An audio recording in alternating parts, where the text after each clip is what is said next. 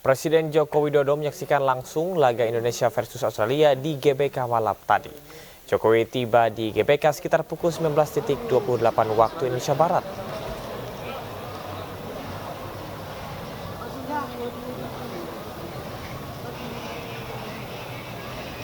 Kedatangan Joko Widodo disambut oleh sejumlah Menteri Kabinet Indonesia Maju, diantaranya Menteri Pemuda dan Olahraga Dito Arya Tejo, Menteri BUMN Erick Thohir, serta Menkominfo Budi Aris Setiadi. Jokowi bertolak dari Deli Serdang, Sumatera Utara siang tadi setelah meresmikan sejumlah infrastruktur dan mengunjungi Pasar Raya Lubuk Pakam.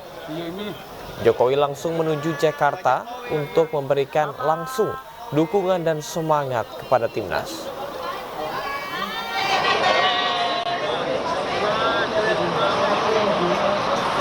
Ya udah ya, gue geser ke dalam ya, standby. Antusias masyarakat menyaksikan nonton bareng pertandingan Timnas Indonesia melawan Australia di Ion Mall Delta Mas Cikarang, Jawa Barat berlangsung meriah. Tak hanya nobar, Super Show Sport yang diadakan oleh RCTI Plus ini dimeriahkan oleh sejumlah artis tanah air, mulai dari Aldi Taher hingga artis sinetron RCTI dan juga penampilan dance serta games yang seru.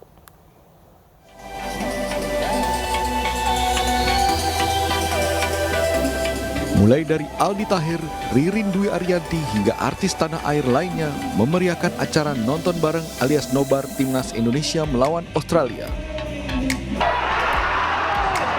Bagi para supporter Timnas yang tak dapat menonton langsung pertandingan di Gelora Bung Karno, antusias masyarakat sebanyak 3.000 orang mendatangi nobar bertajuk Off Air Super Show Sport Garuda di Dadaku.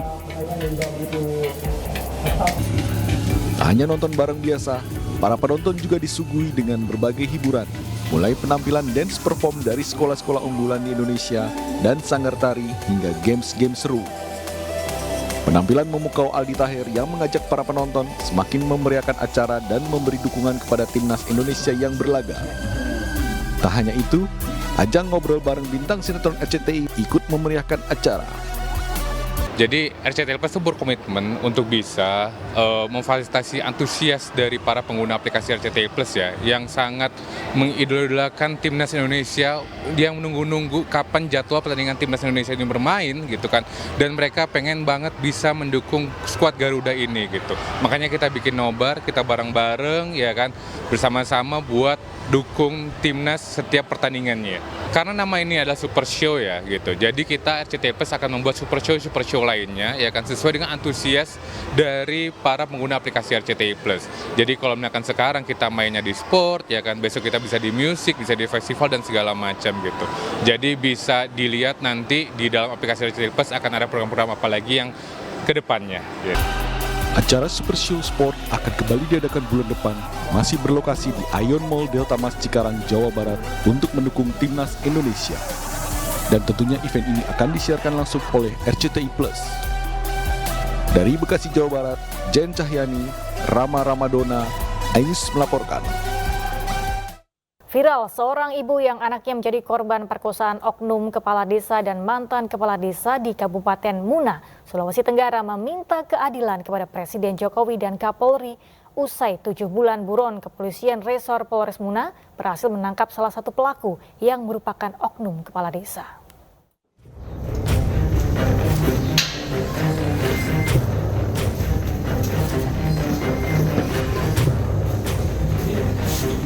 Usai 7 bulan tidak ada kepastian hukum dan bebas berkeliaran di tengah masyarakat. Kepala Desa Matambura berinisial LU yang menjadi pelaku pencabulan ditangkap polisi. Tersangka ditangkap di rumahnya di Desa Matambura Sabtu 7 September 2024. Kepala desa ini sebelumnya pernah ditangkap dan statusnya sudah sebagai tersangka. Namun dengan alasan sakit, penahanan terhadap tersangka ditangguhkan. Tersangka mencabuli korban berinisial FR 16 tahun sebanyak 5 kali sejak Oktober hingga Desember 2023. Tersangka melancarkan aksinya di rumah nenek korban dengan waktu yang sama saat malam hari. Semuanya memiliki modus yang sama, yang diawali dengan mengirim pesan chat via WhatsApp yang menanyakan keadaan rumah korban anak. Setelah mengetahui keadaan rumah korban anak, tersangka lalu mendatangi rumah korban mendatangi rumah korban anak dan korban anak membukakan pintu. Setelah itu duduk di kursi dan mengobrol bersama korban anak. Kemudian tersangka langsung memegang dan menarik tangan korban anak untuk diajak masuk ke dalam kamar dan melakukan hubungan lainnya suami istri. Atas perbuatannya, pelaku terancam hukuman 15 tahun penjara dan denda 5 miliar rupiah. Saya minta tolong Pak Presiden, Pak Jokowi, Pak Kapolri, anak saya dicabuli 2 orang kepala desa. Sebelumnya, sebuah video curhatan seorang ibu yang meminta keadilan kepada Presiden Jokowi dan Kapolri atas peristiwa pemerkosaan yang menimpa anak gadisnya 7 bulan silam viral di media sosial. Dalam video tersebut, sang ibu mengungkapkan anaknya diperkosa oknum kepala desa dan mantan kepala desa di Kecamatan Bone, Kabupaten Muna, Sulawesi Tenggara. Selain diperkosa kepala desa, korban juga dicabuli oknum caleg berinisial AL yang juga mantan kepala desa setempat. Modusnya sama dengan meminta nomor ponsel, lalu mengajak korban bertemu di depan rumah korban pada malam hari. Akibat peristiwa yang menimpa, kini korban mengalami trauma dan pergi meninggalkan rumah hingga tidak ada kabar. Dari Kabupaten Muna, Sulawesi Tenggara, Andi Eba, iNews memberitakan.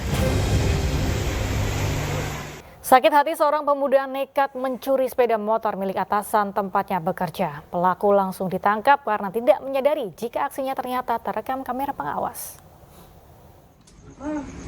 Ayo. Kau ikut? Yuk. Kita selesaikan. Yuk. Tidak apa-apa ya. Kau ikut? Yuk. Kau tahu kan?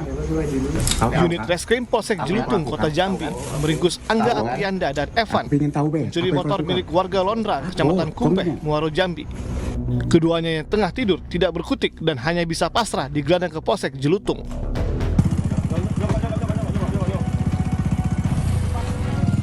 Selain mengamankan pelaku, polisi juga menyita barang bukti 1 sepeda motor yang digunakan untuk melancarkan aksinya dan BPKB sepeda motor milik korban yang merupakan atasan pelaku. Namun sepeda motor korban telah dijual pelaku ke penadah di Batanghari, Jambi. Kedua pelaku tidak menyadari aksi mereka terekam kamera pengawas.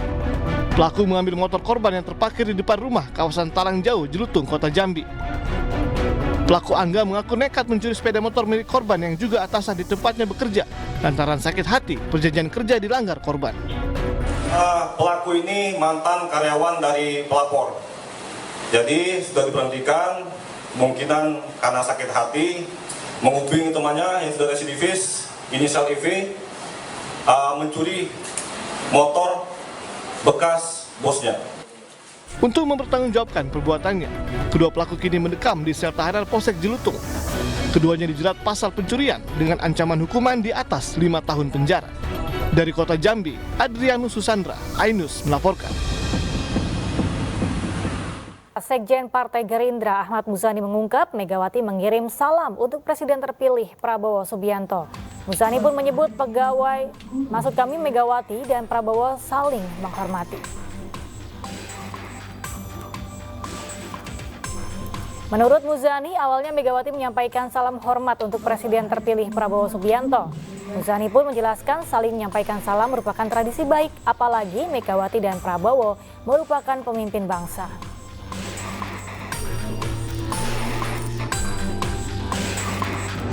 Bu Mega tadi menyampaikan salam hormat untuk Pak Prabowo dan Pak Prabowo juga menyampaikan salam hormat untuk Bu Mega. Itu sinyal baik ya Pak? Ya, sebagai sesama pemimpin bangsa saya kira saling memberi salam dan saling menyampaikan salam adalah tradisi yang baik. Salam itu adalah bentuk penghormatan, salam itu adalah doa kebahagiaan kepada orang yang menuju. Saling mendoakan dan saling berpengharapan terhadap atau di antara para sesama pemimpin bangsa adalah sesuatu yang baik yang harus menjadi tradisi dalam bersilaturahmi. Kita beralih ke informasi terkait pilkada. Pemirsa, Wakil Presiden ke-10 dan 12 Republik Indonesia, Yusuf Kala menerima bakal calon gubernur dan wakil gubernur Jakarta, Pramono Anung dan Rano Karno di kediamannya. Pramono Rano meminta masukan JK terkait Pilkada Jakarta.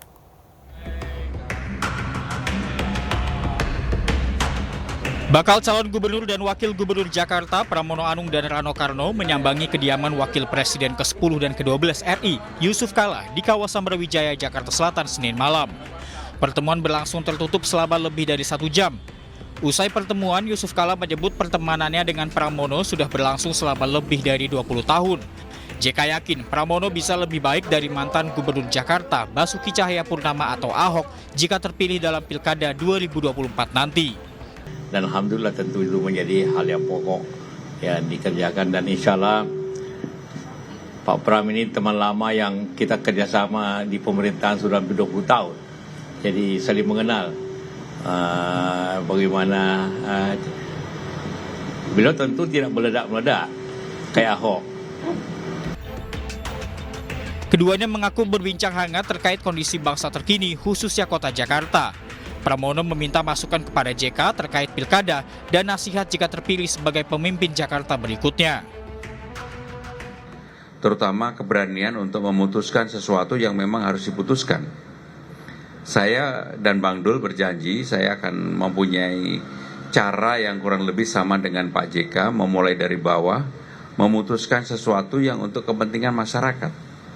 Bukan untuk kepentingan kami pribadi atau kepentingan kelompok, golongan, dan sebagainya, tetapi untuk kepentingan masyarakat secara keseluruhan. Yang saya juga dapatkan dari Pak JK dengan pengalaman panjang beliau, tadi beliau memesankan untuk memimpin Jakarta ini harus tenang, harus santun. Lebih lanjut, Pramono menyatakan kedatangannya bukan untuk mencari dukungan dari Yusuf Kala.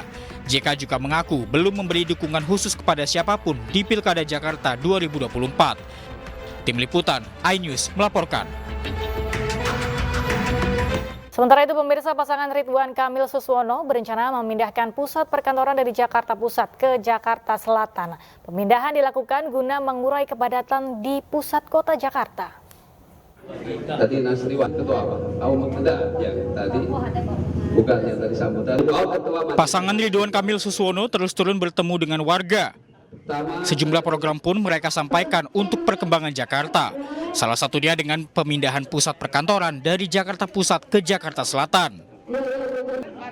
Pendistribusian masyarakat agar tidak terpusat di satu titik saja di Jakarta penting untuk mengurai kepadatan di pusat kota Jakarta. Ya, maksud saya yang Pak RK gagas kan begini, ya saat ini kan kenapa setiap pagi itu ibaratnya orang menuju ke Jalan Tamrin Sudirman kan, itu karena pusat perkantoran kan semua di situ kan, ya padahal orang mungkin tinggalnya di selatan, ya artinya ini distribusi saja jika memungkinkan. Nantinya pasangan Ridho atau Ridwan Kamil Suswono akan terus melibatkan masyarakat Jakarta dalam pembangunan kota Jakarta. Bahkan keduanya pastikan tidak akan ada penggusuran. Semuanya dilakukan dengan musyawarah bersama antara Pemda dan masyarakat setempat. Tim Liputan, iNews melaporkan. Para bakal calon gubernur dan wakil gubernur Jakarta kini saling berebut suara pendukung Anies Baswedan. Berbagai strategi dilakukan untuk menarik simpati pendukung setia Anies untuk memenangkan pertarungan politik di ibu kota.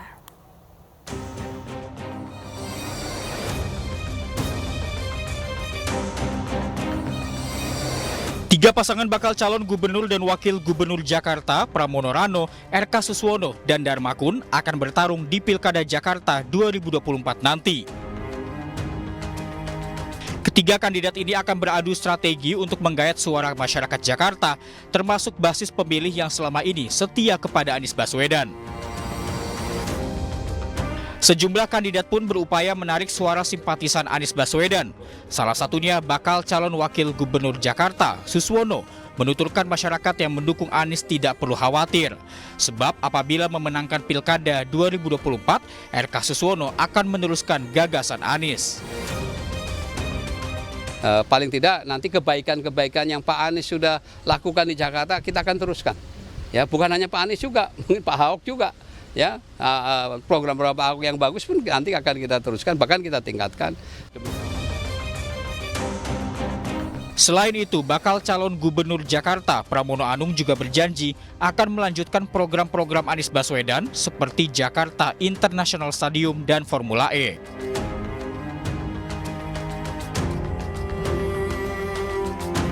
Sebagaimana diketahui, langkah Anies Baswedan terhenti usai tidak mendapat dukungan partai di Pilkada 2024. Padahal berdasarkan survei Litbang Kompas pada Juni 2024, Anies berada di posisi puncak elektabilitas calon gubernur Jakarta dengan capaian 29,8%. Tim Liputan, iNews melaporkan.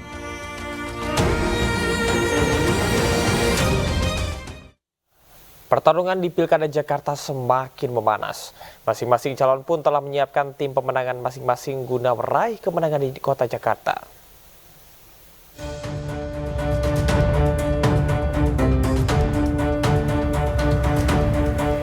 Ketiga bakal calon gubernur dan wakil gubernur Jakarta terus turun ke masyarakat untuk berdialog dan memperkenalkan diri mereka. Ridwan Kamil mengunjungi sejumlah tempat krusial seperti makam Mbah Priok di Jakarta Utara. Selain berziarah, RK juga meminta doa kepada para ulama dan warga yang hadir. Lawannya, Pramono Rano Karno memilih untuk berdialog dengan warga di Car Free Day. Rano juga memanfaatkan popularitasnya sebagai tokoh Betawi, yaitu Sidul, yang terkenal dalam drama TV Sidul Anak Sekolahan. Sementara calon independen Dharma Pangrekun temui warga yang tinggal di Waduk Pluit, Jakarta. Ia mendengarkan keluhan warga yang tinggal di sekitar Waduk Pluit.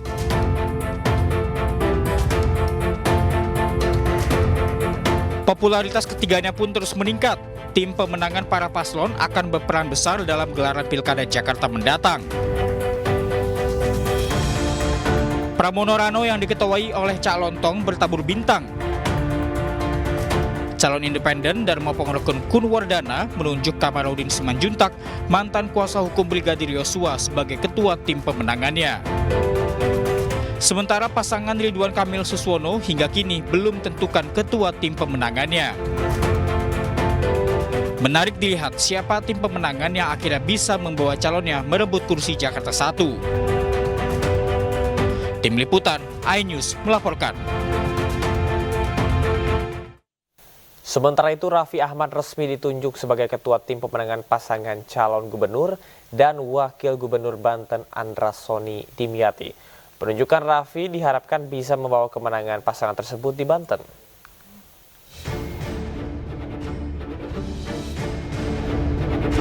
Selebriti Raffi Ahmad resmi ditunjuk sebagai ketua tim pemenangan Andras Soni Dimyati Natakusuma di Pilkada Banten 2024. Selain Raffi, nantinya tim pemenangan berasal dari partai pendukung hingga tokoh masyarakat. Dan dalam diskusi-diskusi tersebut salah satunya ada sebuah usulan dan saran untuk menjadikan saudara Raffi Ahmad sebagai ketua tim pemenangan Pilkada pemilihan gubernur di Provinsi Banten. Dan syukur alhamdulillah beliau bersedia dan beliau siap untuk menjadi ketua tim pemenangan di Pilkada Provinsi Banten. Penunjukan Sultan Andara ini bukan tanpa alasan. Suami Nagita Slavina ini sangat dikenal oleh masyarakat. Dalam sejumlah kesempatan, Raffi sempat berkampanye untuk rekan-rekannya yang saat ini mencalonkan diri dalam pilkada mendatang. Sosok Raffi Ahmad menjadi penting untuk meningkatkan elektabilitas pasangan Andras Soni Dimyati di Banten. Lantaran pertarungan di Banten akan cukup alot, mengingat lawan keduanya adalah pasangan Airin Rahmidiani, Adi Sumardi. Pasangan ini memiliki basis pendukung yang kuat di Banten. Tim Liputan iNews melaporkan. Wakil Presiden terpilih Gibran Rakabuming Raka membantah tuduhan Rocky Gerung terkait dengan setoran uang dari para menteri kepada dirinya saat menjabat wali kota Surakarta. Gibran bahkan menantang agar Rocky Gerung membuktikan tuduhannya. Ke rumah saya, Om Rocky saya mau belajar, duduk di situ loh gua kalau mau belajar tuh. Kasih saya kritik Om Rocky, dengar saya kritik. Siapa yang saya kritik? Bobi Nasution saya kritik. Sebagai apa Om? Sebagai gubernur. Anda belum saya kritik karena belum jadi wali kota. Belum jadi wakil presiden. Pada waktu itu dia adalah wali kota. Saya kritik yuk. Dia ngaku bahwa setiap Sabtu berbagai macam menteri datang ke dia kasih duit supaya soal saya bilang, yuk koruptor tuh.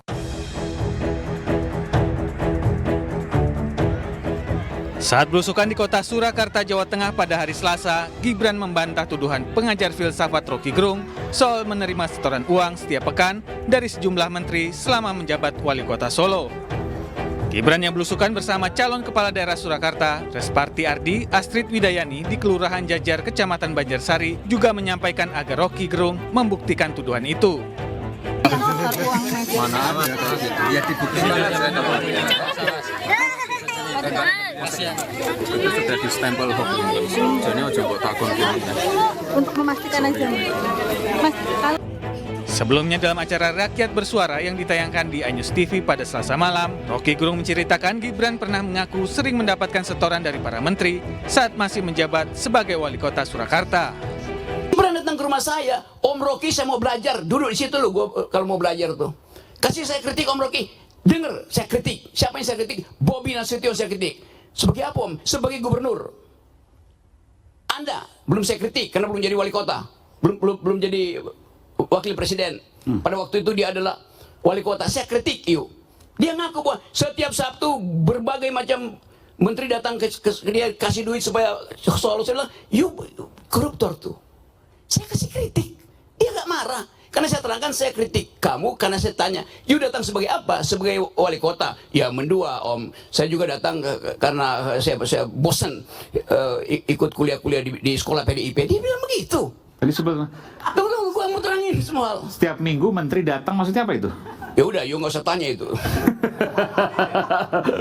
Jadi saya mau terangkan itu dalam posisi saya sebagai kritikus. Saya mau jadi kritikus. Pernyataan Rocky ini berbuntut panjang. Forum Komunikasi Santri Indonesia Foksi sebagai pendukung Gibran melaporkan Rocky ke Polda Metro Jaya pada Sabtu 7 September lalu.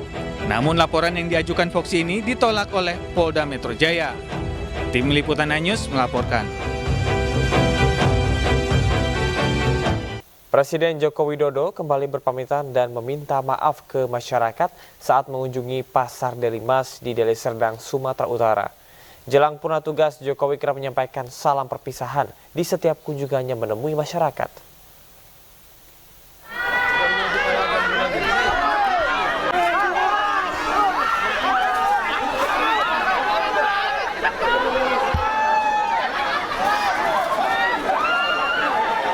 Sesampainya di pasar tradisional Deli Mas Lubuk Pakam, Deli Serdang, Sumatera Utara, Presiden Joko Widodo langsung menyapa warga. Jokowi juga membagikan kaos dan bingkisan kepada warga yang telah lama menunggu kedatangannya.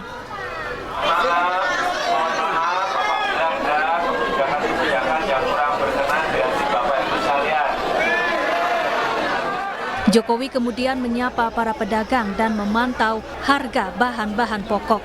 Selain itu, Jokowi berpamitan karena akan segera purna tugas.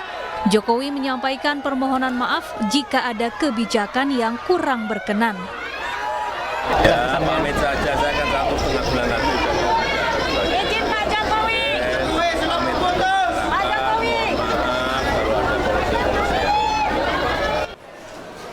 Sejumlah pedagang pun terharu karena bisa bertemu dengan Presiden sebelum masa jabatannya berakhir.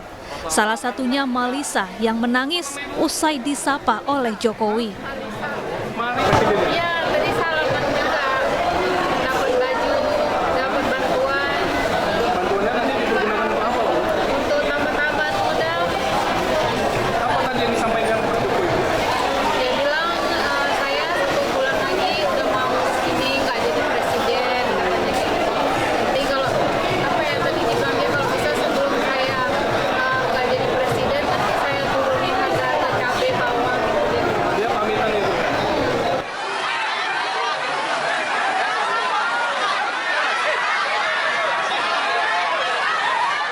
Sebelumnya, Presiden Jokowi juga berpamitan kepada masyarakat saat berkunjung ke Pasar Soponyono, Surabaya, Jawa Timur, Senin lalu.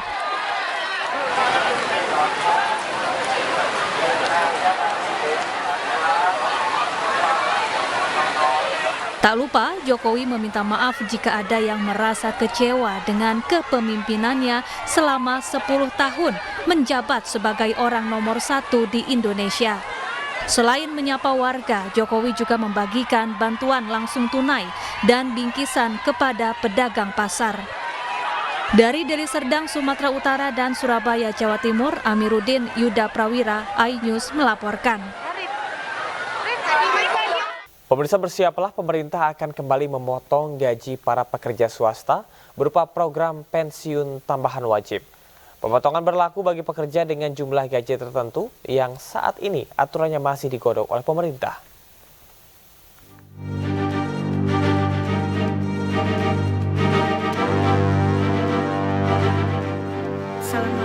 Anggota DPR RI fraksi PDI Perjuangan Rieke Diah Pitaloka menolak program pensiun tambahan wajib yang tengah direncanakan pemerintah.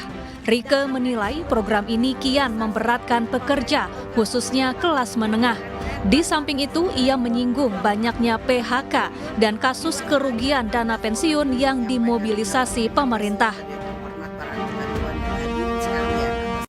Saat ini potongan terhadap pekerja dan pemberi kerja di dalam skema jaminan sosial itu sudah cukup tinggi, pimpinan. Total pekerja dipotong 4% dan pemberi kerja 10,24% hingga 11,74%. Dengan demikian kami mohon pertimbangannya, karena sangat bertentangan dengan rasa keadilan rakyat yang saat ini sedang kesulitan mencari pekerjaan, bahkan rekrutmen CPNS saja berantakan, pimpinan. Pemerintah akan kembali memangkas gaji atau upah pekerja swasta berupa program pensiun tambahan wajib.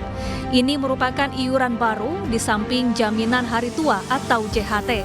Namun potongan gaji tambahan ini tidak diwajibkan untuk semua pekerja, melainkan hanya berlaku bagi pekerja dengan jumlah gaji tertentu. Program ini akan diatur lebih rinci dalam peraturan pemerintah yang masih digodok. Sementara itu, Otoritas Jasa Keuangan akan bertindak sebagai pengawas dalam harmonisasi seluruh program pensiunan. Jadi rekan-rekan media, isu terkait ketentuan batasan mana yang dikenakan untuk pendapatan berapa yang kena wajib itu belum ada, ya belum ada karena PP-nya itu belum diterbitkan. Dan OJK itu dalam kapasitas sebagai pengawas untuk melakukan program-program pensiun, harmonisasi program pensiun yang diamanatkan dalam Undang-Undang P2SK. Jadi kami dalam hal ini masih menunggu mengenai bentuk ya dari PP terkait dengan harmonisasi program pensiun. OJK mencatat selama ini para pensiunan hanya menerima 10 hingga 15% dari gaji terakhir mereka. Sedangkan standar Organisasi Perburuhan Internasional jauh lebih tinggi, yaitu mencapai 40%. Tim Liputan iNews melaporkan. Pemirsa, laga sepak bola putri Sumatera Utara versus Bangka Belitung pada PON 21 Aceh Sumut berakhir ricuh. Tim sepak bola putri Sumatera Utara gagal melaju ke babak semifinal usai kalah di babak penyisihan grup menghadapi Bangka Belitung dengan skor 0-2.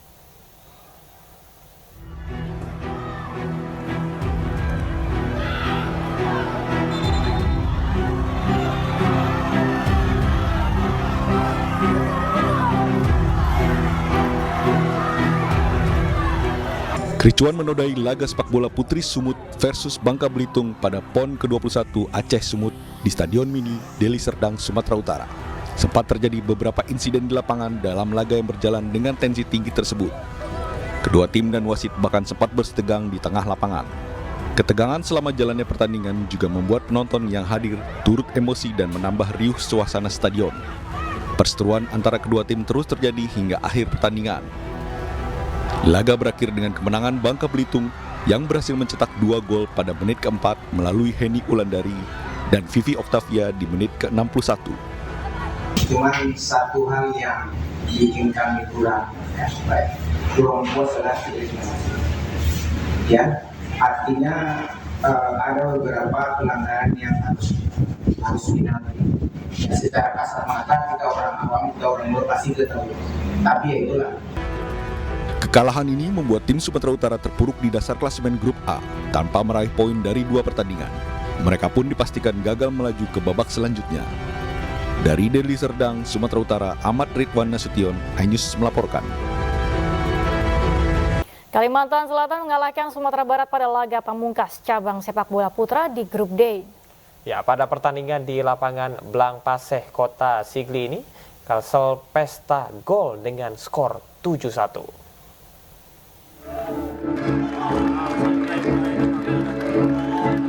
Pertandingan terakhir cabang sepak bola putra grup D mempertemukan Kalimantan Selatan berhadapan dengan Sumatera Barat di lapangan Blang Paseh, Kota Sigli, Aceh. Kedua kesebelasan menurunkan pemain terbaik guna mengamankan 1 tiket tersisa menuju babak 8 besar.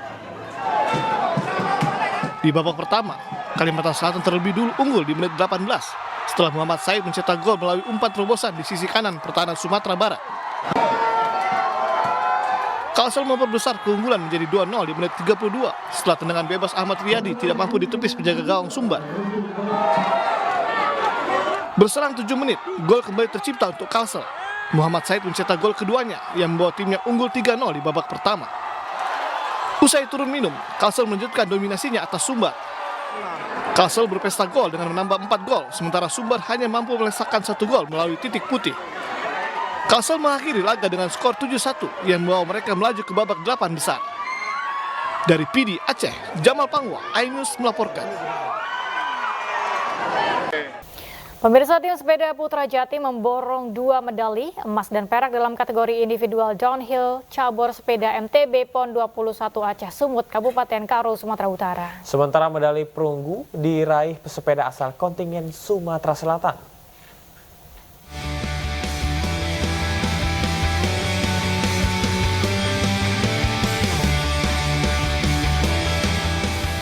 Dua pesepeda putra Jatim berhasil memborong 2 medali dalam cabur sepeda mountain bike kategori individual downhill di PON 21 Aceh Sumut yang digelar di Arena Tahura Bukit Barisan, Kabupaten Karo, Sumatera Utara.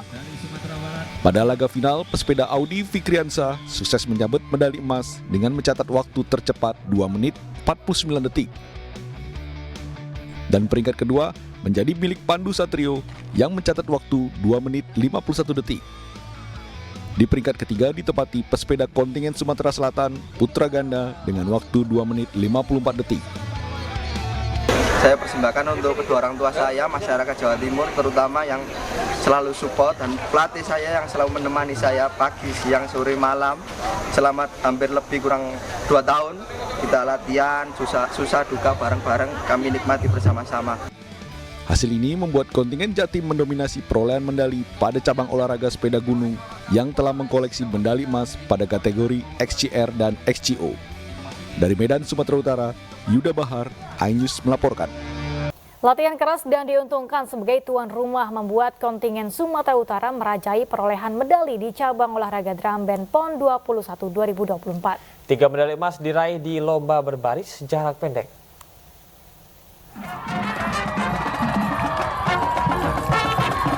Tim drum band Sumut menyapu bersih 3 nomor lomba berbaris jarak pendek di Stadion Madia Athletic Sports Center Sumut, Desa Sena, Kabupaten Deli Serdang. Di nomor LBJP 600 meter putri, Sumut berhasil meraih poin tertinggi dengan nilai 918,56 tanpa penalti dan pengurangan nilai.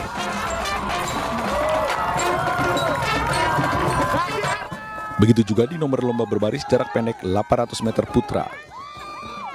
Tim drum band Sumut memuncaki peringkat pertama dengan nilai 927,1. Sementara di nomor lomba berbaris jarak pendek 600 meter campuran juga mendapat poin tertinggi dengan raihan nilai 926,46. Setelah beberapa hari yang lalu kita bertanding, kita mendapatkan 4 medali emas, 2 medali, 1 medali perak. Artinya perolehan ini tentu kan dibarengi dengan langkah-langkah yang kita lakukan selama ini, berlatih, terus berlatih. Masih banyak lagi kedepannya yang harus kita targetkan lagi. Mudah-mudahan salah satu mata lomba yang lainnya bisa kita raih untuk mendapatkan medali emas lagi. Sebelumnya, tim drum band Sumut telah meraih 1 emas dari nomor lomba berbaris jarak pendek 400 meter putri dan 1 perak dari nomor lomba berbaris jarak pendek 400 meter putri. Dengan hasil ini, tim Drummen Sumut optimis dapat meraih target 7 medali emas. Dari Deli Serdang, Sumatera Utara, Yuda Bahar, iNews melaporkan.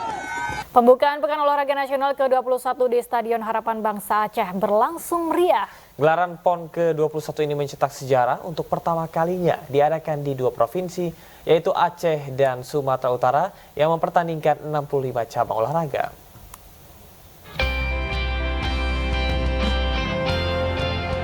Wakil Menteri Pariwisata dan Ekonomi Kreatif yang juga Wakil Ketua Satgas PON Peparnas 2024, Angela Tanusudibyo hadir dalam acara pembukaan Pekan Olahraga Nasional ke-21 di Stadion Harapan Bangsa Banda Aceh yang berlangsung meriah. Angela Tanusudibyo yang juga Ketua Umum Partai Perindo mengapresiasi gelaran pembukaan PON 2024 yang diikuti masyarakat Aceh dan Sumatera Utara dengan antusias. Acara ini berlangsung meriah dengan menghadirkan tarian kolosal yang menceritakan tradisi budaya Aceh dan keindahan alam serta semangat juang rakyat Aceh yang disimbolkan dengan kehadiran sosok Laksamana Malahayati. Saya menghadiri opening PON, animo masyarakatnya juga sangat positif. Nah, ini artinya masyarakatnya juga sangat mendukung ya dengan acara-acara yang positif seperti ini. Saya kira kalau terus digarap, ini bisa menjadi peluang ekonomi yang luar biasa. Tapi tentunya harus ada kerjasama dengan pemerintah daerah dan masyarakat setempat untuk membangun pariwisata ini bersama-sama. PON 2024 menjadi PON pertama yang diadakan di 2 provinsi secara bersamaan. Sedikitnya, hampir 13.000 atlet akan berkompetisi dalam 1.000 lebih nomor pertandingan pada 65 cabang olahraga di 20 kabupaten dan kota di Aceh serta Sumatera Utara sampai 20 September mendatang. 4 daerah otonomi baru yang meliputi Papua Barat Daya, Papua Pegunungan, Papua Tengah, dan Papua Selatan melakukan debut PON bersama kontingen Ibu Kota Nusantara. Tim Liputan iNews melaporkan. Pemirsa, Dewa United menatap optimis laga melawan PSIS Semarang. Sejumlah persiapan dilakukan untuk meraih 3 poin dalam lanjutan Liga 1 yang akan tersaji di Stadion Jalak Harupat. Hasrat meraih poin penuh menjadi target utama Dewa United dalam menjamu PSIS Semarang dalam lanjutan pekan keempat Liga 1. Meski tampil tanpa Egy Maulana Fikri dan Ricky Kambuaya yang absen karena perkuat timnas, skuad Dewa United dipastikan akan tampil all out untuk mengalahkan tim berjulukan Mahesa Jenar. Karena dalam pertandingan sebelumnya, Dewa United harus menyerah 3-1 dari tuan rumah PSM Makassar. So, how do you see about the match? Do you see an optimism against the match? Yeah, I must say I'm always optimistic because I think we have a wonderful squad. We train in fantastic facilities. The guys are very motivated. Yang pastinya coach sudah menyiapkan strategi ya buat kita, tinggal nanti gimana kita mengeksekusi taktik dari coach. Mudahan juga kita berhasil mengeksekusi dan bisa meraih hasil yang maksimal. Kemenangan sangat dibutuhkan dari tim asuhan Jan Olde Rikering untuk perbaiki posisi yang saat ini tertahan di peringkat 13 klasemen sementara Liga 1.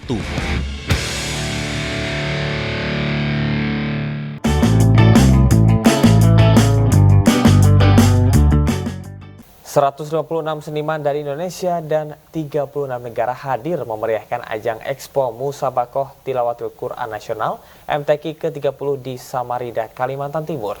Pameran kaligrafi Islam Internasional ini membawa pesan kedamaian, keindahan, serta persatuan dunia.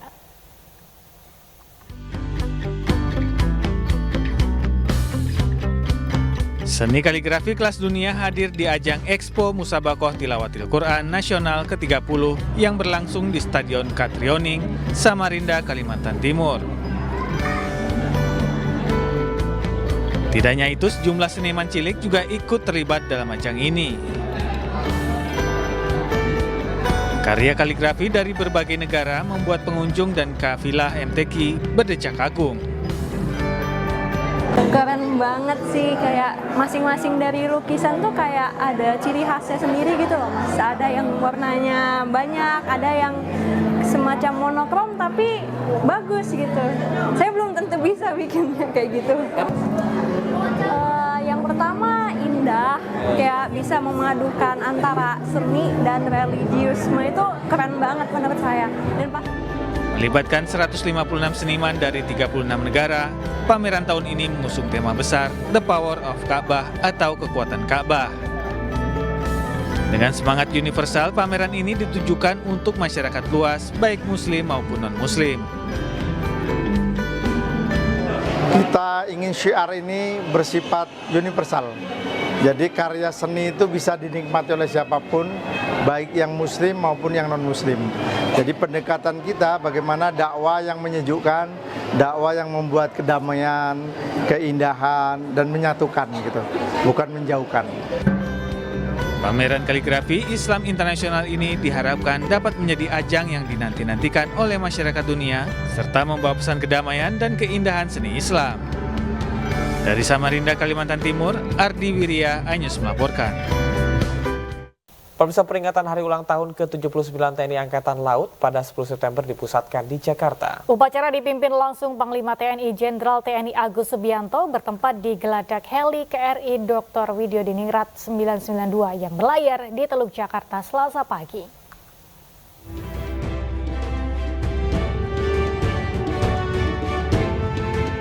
Peringatan HUT ke-79 TNI AL tahun ini mengusung tema dengan semangat Jelas Veva Jaya Mae, TNI AL siap mewujudkan Nusantara baru Indonesia maju. Sebanyak 38 KRI dikerahkan TNI AL untuk melaksanakan sailing pass. Sejumlah kapal perang melakukan manuver dan unjuk kebolehan. Tidak hanya itu, 26 pesawat udara dari Pusat Penerbangan TNI AL hingga alutsista strategis kekuatan bawah air kapal selam TNI AL juga ikut berpartisipasi dalam memeriahkan HUT ke-79 TNI AL. Sementara itu, pada demonstrasi pasukan khusus TNI AL mengerahkan sekitar 200 prajurit yang terdiri dari personil pasukan elit dari Satuan Detasmen Jala Mangkara, Komando Pasukan Katak serta Batalion Intai Amfibi Korps Marinir dengan didukung 2 unit unsur udara CASA 212 dari Pusat Penerbangan TNI AL.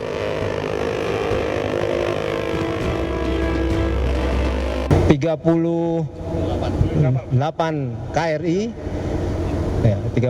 KRI dan beberapa pesawat yang dimiliki oleh TNI Angkatan Laut.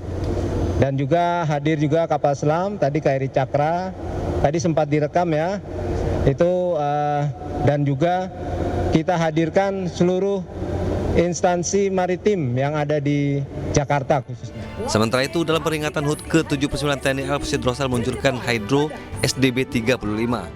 Peluncuran SDB 35 langsung dipimpin oleh Panglima TNI Jenderal TNI Agus Subianto dan didampingi oleh Kepala Staf Angkatan Laut Laksamana TNI Muhammad Ali dan Komandan Pusat Rosal Laksamana Madya TNI Budi Purwanto.